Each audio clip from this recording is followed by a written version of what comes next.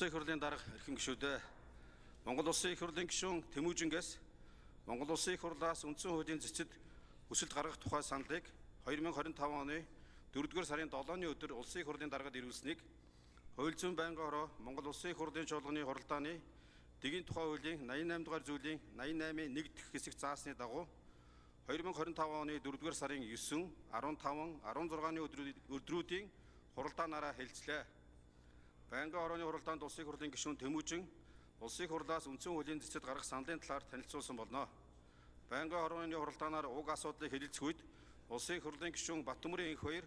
Улсын их хурлаас үндсэн хуулийн зэцэд хүсэлт гаргах саналыг хэлэлцэж байгаа нь шинэ үндсэн хууль батлагдсанаас хойш анхны тохиолдол учир энэхүү асуудалд улс суурьтай хандаж байнгын хорооны болон нэгдсэн хуралдаанаар хэлэлцэхдгийг анхаарах шаардлагатай талаар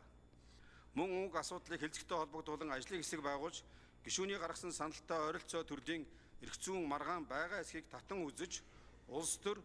эрх зүйн үр дагаврыг судлах шаардлагатай талаар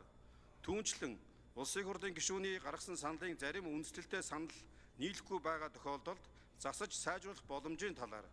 Улсын их хурлын гишүүн сайн зориг уг асуудлын талаар Улсын их хурлаас үндсэн хуулийн зэцэд хүсэлт гаргах бус Улсын их хурлын гишүүнийхээ бүрэн эрхийн хүрээнд үндсэн хуулийн цэцэд маргаан хянан шийдвэрлэх ажиллагааны тухай хуулийн холбогдох заалтад өөрчлөлт оруулах тухай хуулийн төсөл боловсруулан өргөн мэдүүлэх боломжтой талаар Улсын их хурлын гишүүн уянга гişиг аль ч шүүх авч хэлцэхгүй байгаа эрх зүйн маргааны хэргийн харьяалыг тогтоолохоор үндсэн хуулийн цэцэд гомдол гаргавал үндсэн хуулийн цэцээс хэргийн харьяалыг тогтоож холбогдох шүүхэд шилжүүлж шийдвэрлэх боломжтой эсэх.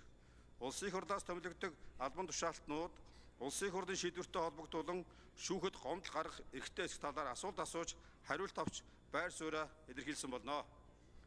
Улсын их хурлын гишүүн Тэмүжин Улсын их хурлаас үндсэн хуулийн цэцэд хүсэлт гаргах саналын үндслэлдээ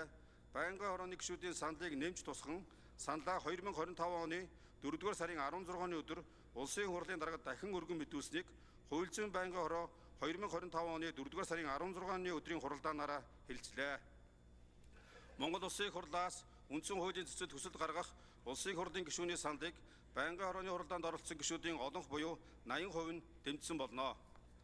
Улсын их хурлын эрхэм гишүүдээ Улсын их хурлаас 1997 оны 5-р сарын 1-ний өдөр баталсан үндсэн хуулийн цэцэд маргаан хянан шийдвэрлэх ажиллагааны тухай хуулийн 14-р зүйлд аль ч шүүх авч хэлцэхгүй байгаа эрх зүйн маргааны хэргийн харьяалыг тогтоолохоор иргэн албан тушаалтан төр олон нийтийн байгууллага үндсэн хуулийн цэцэд гомдол гаргавал хэргийн харьяалыг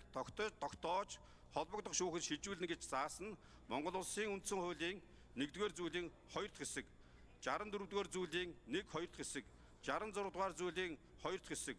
70-р зүйлийн 1 дахь хэсгийг тус